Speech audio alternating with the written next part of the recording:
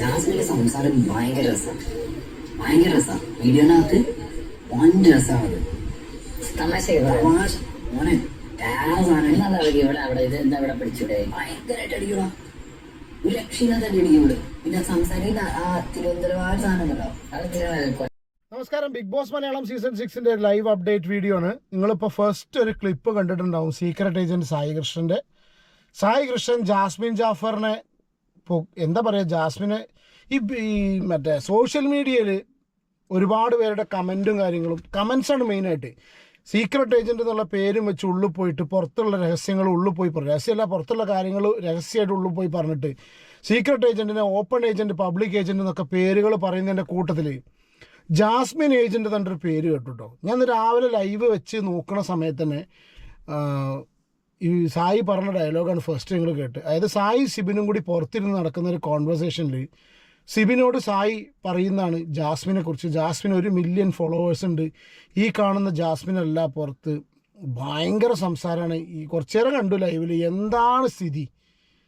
പുറത്തത്തെ കാര്യം ഇനിയിപ്പോൾ രണ്ടുപേരും പുറത്തുനിന്ന് വന്ന ആൾക്കാർ ആയതുകൊണ്ടാവാം ഒരു പക്ഷേ ഒരാളെ പറ്റി ഡിസ്കസ് ചെയ്യുന്നത്.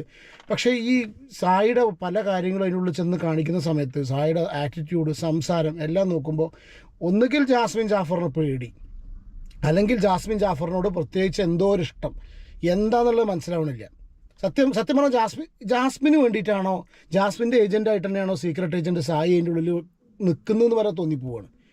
കുറച്ച് പല നിമിഷത്തിലും ഓരോ കാര്യങ്ങൾ പറഞ്ഞു കൊടുക്കുകയാണെന്നുണ്ടെങ്കിലും ടേക്ക് കെയർ ചെയ്യുകയാണെന്നുണ്ടെങ്കിലും ഒരു ഗെയിം കളിക്കാനല്ല അതിൻ്റെ ഉള്ളിൽ പോയിട്ടുള്ളത്.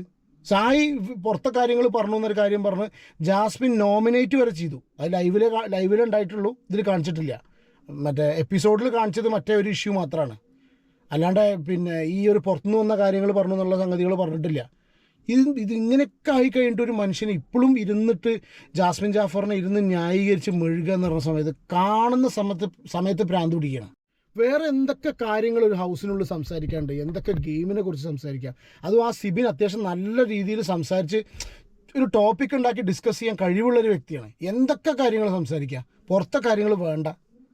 വല്ലാത്തൊരിത്. അതിലേറെ രസം എന്താ വെച്ചാൽ ഇങ്ങനത്തെ സംഗതികളൊക്കെ അതിൻ്റെ ഉള്ളിൽ നടക്കുമ്പോൾ അതിനൊക്കെ ഏറ്റവും കൂടുതൽ കാറിലിരുന്ന് വിമർശിച്ചിരുന്ന ഒരു വ്യക്തിയാണ്. പല കാര്യങ്ങളും ഓരോ ചെറിയ പോയിന്റ്സ് അടക്കം എടുത്തു പറഞ്ഞ് വിമർശിച്ചിരുന്ന ഒരാൾ അതിനുള്ളിൽ ചെന്ന് കഴിഞ്ഞിട്ട് ഇത്രയും ഇത്രയും മോശപ്പെട്ട ഗെയിം കളിക്കാനാണ് സമയത്ത് പറഞ്ഞു പോവാണ്.